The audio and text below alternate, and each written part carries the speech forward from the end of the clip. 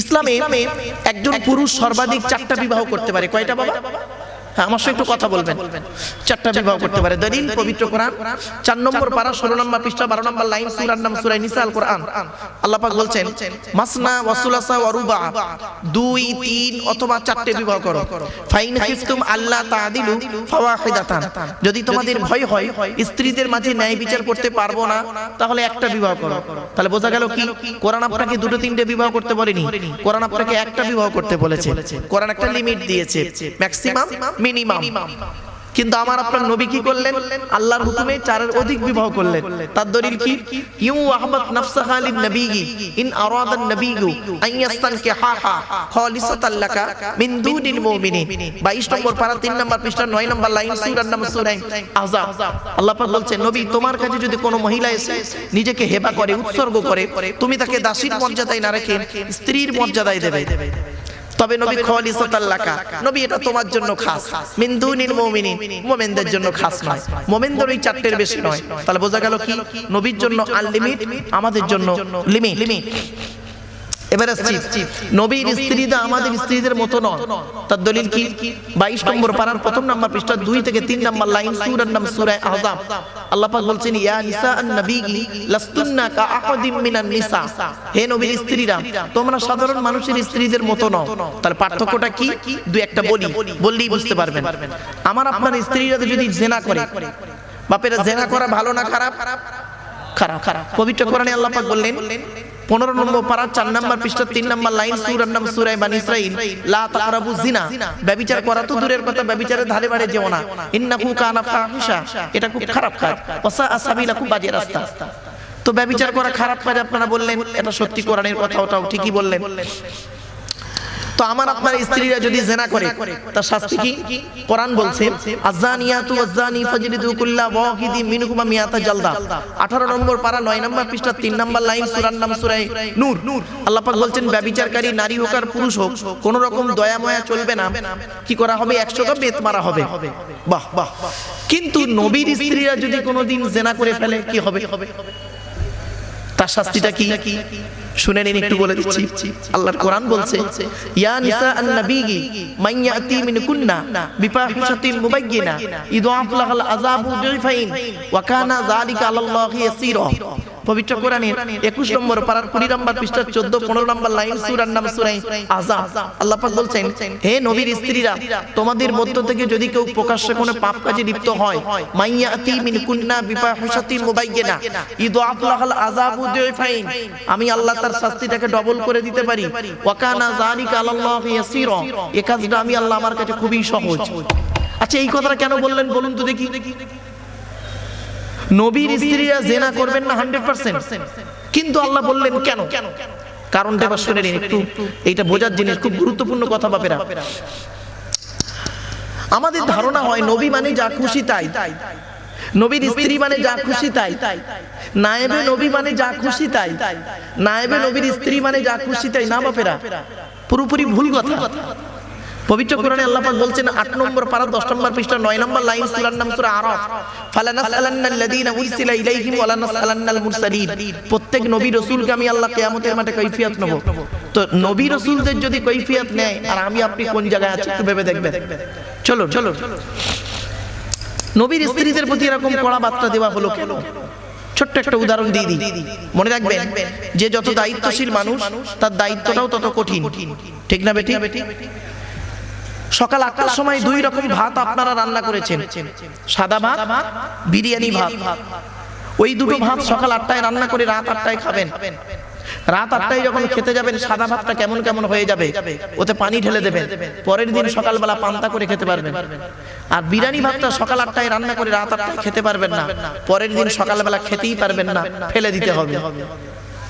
সাদা ভাত রান্না করতে খরচা কম, বিরিয়ানি ভাত রান্না করতে খরচা বেশি। মনে রাখবেন যে যত দায়িত্বশীল মানুষ তার দায়িত্বটাও তত কঠিন।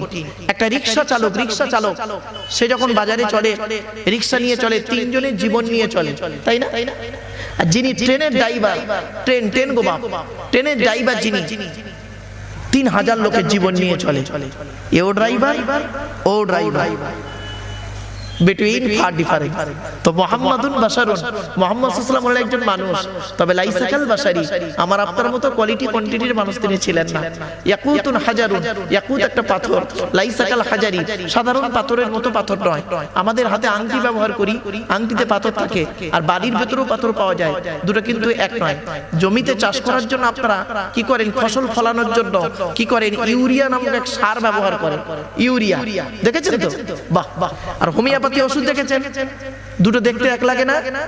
দুটো খেয়ে দেখবেন, একটা খেলে সারবে, অপরটা খেলে সরবে। একটু কথাটা মাথায় রাখুন, তাহলে আমার আলোচনা করতেও সুবিধা হবে, আপনাদের বুঝতেও সুবিধা হবে। আরেকটা কথা আপনাদের বলে দিচ্ছি, মুহাম্মদ সাল্লাল্লাহু আলাইহি ওয়াসাল্লাম একদিন সাহাবীদেরকে বললেন, তোমরা আমাকে পূর্ববর্তী নবীদের উম্মতদের মতো ভক্তি শ্রদ্ধা করিও না। সাহাবীরা জিজ্ঞাসা করলেন, হে নবী, পূর্ববর্তী নবীদের উম্মতেরা তাদের নবীকে কিভাবে ভক্তি শ্রদ্ধা করত? তখন নবীজি বললেন, শোনো, যে ইহুদিরা তারা তাদের নবীকে ভক্তি করতে করতে করতে করতে আবেগে বলে ফেললো উজায়েরকে আল্লাহর বেটা বলে ফেললো। নাউজুবিল্লাহ বলো। আর নাসারারা ঈসা নবীকে ভক্তি করতে করতে আবেগে বলে ফেললো ঈসা আল্লাহর বেটা। দলিল কোরআন 10 নম্বর পারা 10 নম্বর পৃষ্ঠার একেবারে 9 নম্বর লাইন, সূরার নাম সূরা তাওবা 30 নম্বর আয়াত। ওয়াকালাতিল ইয়াহুদু উযাইরুন ইবনুল্লাহ ওয়াকালাতিন নাসারাল মাসীহ ইবনুল্লাহ। আল্লাহ পাক বলছেন, ইহুদিরা উযাইরকে আল্লাহর বেটা বলল, আর নাসারারা ঈসাকে আল্লাহর বেটা বলল। তো আফসোসের বিষয়, আজ বর্তমান আখিরি জামানায় উম্মতে মুহাম্মাদীর কিছু শ্রেণীর মানুষ আছে, মুহাম্মদ সাল্লাল্লাহু আলাইহি সাল্লামকে ভক্তি করতে করতে করতে করতে আবেগে বলে ফেললো जो खुदा है वही नबी है, नबी खुदा से जुदा नहीं। যেই আল্লাহ সেই নবী, আল্লাহ নবী আলাদা নয়। মনে রাখবেন, একদম গলত কথাবার্তা, খবরদার এরকম আকীদা রাখবেন না। जो खुदा है वही नबी है, नबी खुदा से जुदा नहीं। ये बात तो बिल्कुल सही नहीं। अगर कोई मौलाना तकरीर में ऐसा कहे जो खुदा है वही नबी है, नबी खुदा से जुदा नहीं, उस मौलाना को तकरीर करने के बाद दोबारा ईमान लाना जरूरी है। लिहाजा खुदा की जात मुबारक अलग है, रसूल के जात मुबारक अलग है। यही अकीदा अहले सुन्नतुल जमात की है। कि जो বুঝতে পারছেন বাবা কথাটা? যেই আল্লাহ সেই নবী, একদম মূর্খের মতো কথাবার্তা। আল্লাহর জাতে মোবারক আলাদা, নবীর জাতে মোবারক আলাদা। আল্লাহ হলেন খালিক, নবী হলো মাখলুক। এটাকে মাথায় রাখুন। তাহলে আমার আজকের যে সূরাটির আলোচনা করব বা সেই সূরাটির আপনাদের কাছে আমার পড়তেও সুবিধা হবে আর বলতেও সুবিধা হবে। চলো চলো। তো মুহাম্মাদুন বাশারুন লাইসা কাল বাশারি, ইয়াকুতুন হাজারুন লাইসা কাল হাজারি। শেখ সাদী রাহমাতুল্লাহ আলাইহির 2 লাইন আরবি কবিতা একটু পড়ে ফেলি। চলো। বালাগাল উলা বিকামাল, বালাগাল গুলা নয়, এই বালাগাল উলাতেই ভুল করি। বালাগাল গুলা বিকামালিহি খাশাফাত দোজাবে জামালিহি। না বাপেরা, ভুল। এই জলসায় দেন কেন? দুটো উদ্দেশ্য, মানুষের ভুলকে সংশোধন করে নেওয়া, আর 2 নাম্বার আত্মীয় স্বজনের রুহে মাগফিরাতের দোয়া চাওয়া। এই দুটো উদ্দেশ্য যদি নিয়ে জলসা না হয়, তাহলে বাপ জলসা করে কোনো লাভ হবে না। তাই শেখ সাদী রাহমাতুল্লাহ আলাইহি 2 লাইন আরবি কবিতা একটু পড়ে ফেলি। চলো।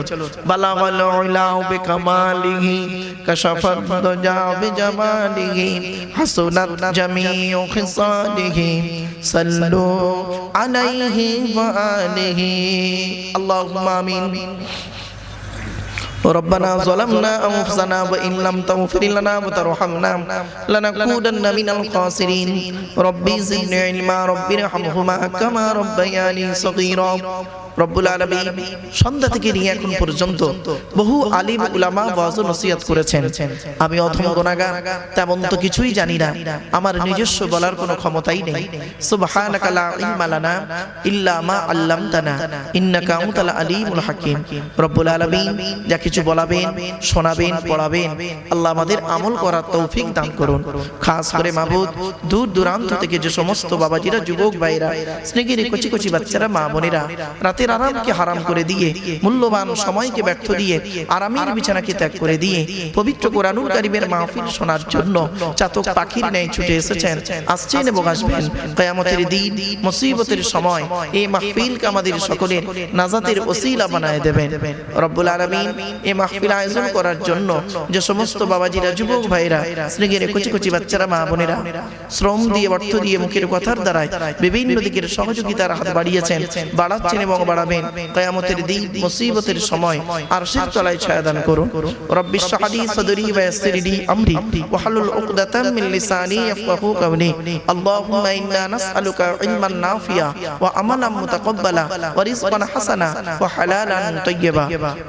اللهم إني أعوذ بك من الهم والحزن وأعوذ بك من العجز والكسل وأعوذ بك من الجبن والبخل وأعوذ بك من غلبة الدين وقهر الرجال سبحان ربك رب العزة عما يصفون وسلام على المرسلين والحمد لله رب العالمين وجعل آخر كلامنا عند الموت لا إله إلا الله محمد رسول الله.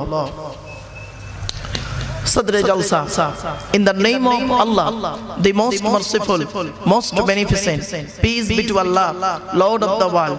Sonam dhanno, সুনির্বাচিত মহামান্য আজকের মাহফিলে সভাপতি সাহেব, বন্ধুবর্গ, হযরত মাওলানা মোহাম্মদ ইউনুস আলী সাহেব মাদ্দাজাল্লাহুল আলী, তার সাথে জানাই ফুরফুরা শরীফ থেকে আগত আওলাদে মুসাদ্দাদে জামানদ্বয়, আর বিশেষ করে জানাই আজকের সবার যোগ্যতম আলেম হযরত আল্লামা মাহমুদুল হাসান সাহেব, বারাকাল্লাহু ইলমা ওয়া বারাকাল্লাহু ফি হায়াতি নাওয়ারাল্লাহু ওয়াজহু নাওয়ারাল্লাহু ফি বাদানি। দিন দরদি, ইসলাম দরদি, মুমিন মুত্তাকি মুসলমান সালেহ নেককার আল্লাহওয়ালা বাবাজিরা, আমার যুবক ভাইরা, স্নেহের কচি কচি বাচ্চারা, পর্দার অন্তরালী, পর্দার নসিনা ধার্মিকা, স্নেহময়ী মমতাময়ী আমার মা ও বোনেরা, তার সাথে জানাই আমার আওয়াজ শ্রবণকারী মুসলিম অমুসলিম সমস্ত জাতির মানুষেরা, মহান আল্লাহ পাকের দরবারে শুকরিয়া আদায় করি যে রব্বুল আলামিন আমাকে আপনাকে বসিয়েছেন ইশারা নামাজের পর থেকে নিয়ে কিছুক্ষণ কোরআন ও হাদিসের আলোচনা শোনার জন্য। এ শোনার, এ বসার, এ বলার তৌফিক ইনায়েত করেছেন যে মহান আল্লাহ পাক সেই পরওয়ারদিগার বেনিয়াজের দরবারে প্রাণ খুলে ভক্তি ভরে উচ্চ আওয়াজে একবার শুকরিয়া যাপন করি, বলুন আলহামদুলিল্লাহ। একটু আমার সাথে সাথে বলুন সুবহানাল্লাহি ওয়া বিহামদিহি, বলেন না বাবা, সুবহানাল্লাহি ওয়া বিহামদিহি সুবহানাল্লাহিল আযীম। এটি হলো বুখারী শরীফের শেষ হাদিস। আর বুখারী শরীফের প্রথম হাদিস হলো ইন্নামাল আমালু বিন্নিয়াত। এর বাংলা অর্থ হচ্ছে প্রত্যেকটা কাজ তার নিয়তের উপরে নির্ভর করে। তাই এতগুলো জ্ঞানী গুণী বুদ্ধিজীবী মানুষ আপনারা এসেছেন, আপনাদের অন্তরে একটা নিয়ত আছে। আমি অদম আব্দুল্লাহ কিল মারুফ, তেমন ইলম নাই, তেমন জ্ঞান নাই, আল্লাহ পাক আমাকে এখানে আনিয়েছেন, আমারও অন্তরে একটা নিয়ত আছে। আমার নিয়তটা কিন্তু আপনারা কেউ জানেন না, আপনাদের নিয়তটা আমিও জানি না। সুতরাং উভয়ের নিয়ত যিনি জানেন তিনি কে? জোরে বলুন ইন্নাল্লাহা আলিমুম বিদাতিস সুদূর। নিশ্চয়ই আল্লাহ রাব্বুল আলামিন বান্দার অন্তরের খবর সবই রাখেন। তাই আজকের এখানে যা কিছু আলোচনা হবে আপনাদের মাঝে আমার মাঝে, আজকের আলোচনা সাক্ষী রাখলাম কাকে? আল্লাহকে। আল্লাহু শাহীদু বাইনি ওয়া বাইনাকুম। আপনাদের মাঝে আমার মাঝে আজকের আলোচনা সাক্ষী রাখলাম সৃষ্টিকর্তা আল্লাহ পাককে। এবারে আসছি আলোচনার বিষয়বস্তু সম্পর্কে। আমি যেখানে আলোচনা করতে যাই, চাই সেটা কোনো কলেজের লেকচার হোক বা কোনো হাই স্কুলের নবী দিবস হোক বা হিন্দু মুসলিম কোনো কনফারেন্স হোক বা এমনি কোনো আম জলসা হোক, আমি আমার ইন্ট্রোডাকশনে, ইংরেজিতে বলে ইন্ট্রোডাকশন, বাংলায় বলে ভূমিকা, আরবিতে বলে মুকদ্দমা, আমি আমার ভূমিকাতে প্রাথমিক কিছু কথাবার্তা বলি, তারপরে মূল বক্তব্য শুরু করি। নাম্বার 1 হলো আজকের আমার এই বক্তব্য শুনতে আসার জন্য হিন্দু, মুসলিম, জৈন, ব্রাহ্মণ, খ্রিস্টান, কুলি, সাঁওতাল, বাগদি, দুলে, জাতি, ধর্ম, বর্ণ নির্বিশেষে সকলকে আমি আহ্বান করি। এটি আমার কথা নয়, এটি কোরআনের কথা। পবিত্র কোরআনের 13 নম্বর পারা 14 নম্বর পৃষ্ঠা, সূরার নাম সূরা ইব্রাহিম, আয়াত নাম্বার 1, লাইন নাম্বার 1, আল কোরআন কিতাবুন আনজালনাহু ইলাইকা লিতুখরিজান নাসা মিনাজ যুলুমাতি ইলান নূর। আল্লাহ পাক বলেন, নবী, ইহা এমন এক কিতাব তোমার উপর অবতীর্ণ করেছি, ওই কোরআনের দ্বারাই যে সমস্ত মানুষরা অন্ধকারের মধ্যে পড়ে আছে, শিরকের মধ্যে পড়ে আছে, নোংরার মধ্যে পড়ে আছে, ওদেরকে টেনে টেনে বের করে আলোর দিকে নিয়ে এসো। সেজন্য আমরা বলি কোরআন মানুষকে দেয় আলো। একটু জোরে বলা যাবে সুবহানাল্লাহ।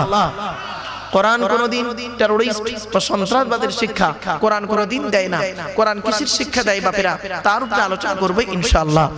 2 নাম্বার হলো প্রত্যেক জিনিসের একটা আদব আছে, ভদ্রতা আছে, শিষ্টাচার আছে।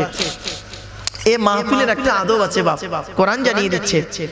28 নম্বর পারার 2 নম্বর পৃষ্ঠা 13 নম্বর লাইন সূরার নাম সূরা মুজাদালা আয়াত নম্বর 11 আল কোরআন ইয়া আইয়ুহাল্লাযীনা আমানু ইযা ক্বিলা লাকুম তাফাসসাহু ফিল মাজালিসি ফাফসাহু ইয়াফসাহিল্লাহু লাকুম ওয়া ইযা ক্বিলা শুযু ফানশুযু ইয়ারফাইল্লাহু লাকুম বিল মাফহুমিয়াত তরজমাটা করছি বাবা বিল লফজ তরজমা না করে কি হে ঈমানদার বান্দাগণ মজলিসের ভিতরে যখন ফাঁকা জায়গায় তোমাকে পূরণ করতে বলা হবে তখন তুমি সামনের ফাঁকা জায়গায় একটু পূরণ করে দেবে কারণ আর যখন বলা হবে মজলিস কমপ্লিট উঠে চলে যাও তখন তুমি উঠে চলে যাবে কারণ ফাঁকা জায়গায় ফাঁকা রাখলে শয়তান ওখানে বসবে আর কানে কানে কুমন্ত্রণা দেবে আল্লাহর নবী যখন হাদিস বয়ান করতেন একটুও জায়গা সাহাবীরা ফাঁকা রাখতেন না একজন উঠে গেলে সঙ্গে সঙ্গে ওই জায়গাটায় আরেকজন বসে যেতেন সুবহানাল্লাহ বলেন রহমতের আশায় চলো ফাঁকা জায়গায় ফাঁকা রাখলে শয়তান ওখানে বসবে কানে কানে কুমন্ত্রণা দেবে